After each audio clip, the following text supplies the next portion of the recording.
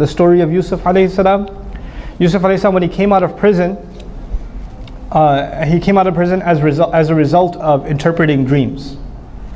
And when he was brought before the king, not only did he establish his innocence, he actually presented his resume.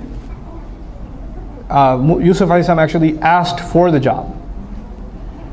He wasn't given the job, he asked for it himself. And he didn't just ask for it, he said, here's why you should hire me.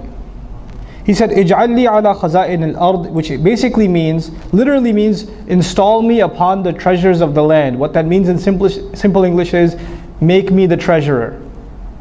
I would like to be the treasury secretary of Egypt. And here's why. Inni hafidhun alim. First of all, I'll guard this duty. I'll take it seriously. I won't sleep on the job. I won't have lame duck sessions in my Congress. I'm going to be on the job, I'll take care of it. I'll be honest about it. And I know what I'm doing. Alim. Because the guys around you are a bunch of idiots.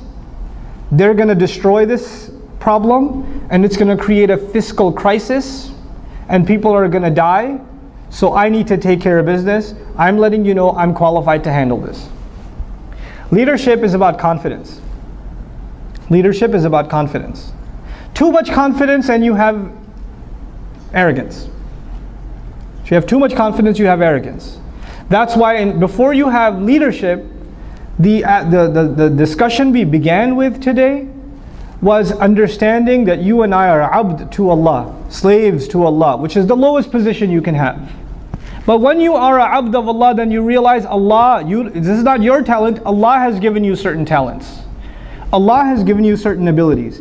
And it is your God-given responsibility as a slave of Allah to use those talents to the best of your ability. And if that means you have to take a position of leadership, well, that means you have to take a position of leadership. If nobody's going to stand up and take the job, you have to take the job. That is not arrogance, that is actually being true to what Allah has given you. Arrogance is when you are obsessed with holding your title and you can't let it go. The motivation Yusuf alayhi salam has for leadership is because it's going to save lives, not because he likes Treasury Secretary, Minister of Treasuries. He doesn't like the title. He wants to save lives. That's true leadership. Leadership not for its own sake, for the sake of providing a service. If you truly believe you have something to offer in leadership, go for it. And some of you, Allah has created you natural born leaders. Kids cut class when you cut class in school. You're a leader. You know, people go to the restaurant that you suggest. They don't go to any other restaurant. You're a leader. Allah has given you that naturally. You have a personality, it's charismatic, people listen to you, they do what you say. You have an influence over the opinions of others. You are a leader. And some of you are not leaders. Some of you are extremely good followers. You guys are machines. Amazing.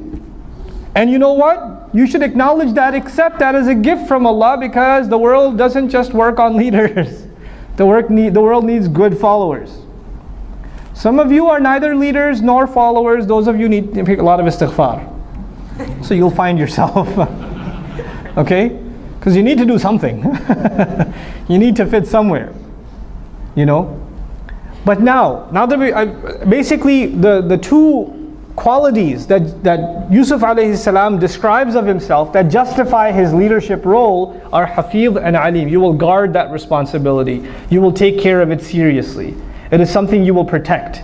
And second, you know what you're doing. So sincerity is it's implied. It's obviously there. If you're a slave of Allah, sincerity doesn't even have to be talked about because it's understood.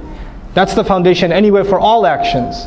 But on top of that, one, you have a very serious attitude towards the job. Two, you actually know what you're talking about. When it comes to that job, you know what you're talking about. So religious fervor, you're extremely religious, you're extremely righteous, you're extremely pious, you're a hafidh of Quran. That doesn't mean you're a leader. That does not mean you're a leader. You're an extreme zahid, you make dua for hours and hours and hours and hours. That does not mean you're a leader. Because leadership requires one, seriousness with the job, and two, knowledge of the job.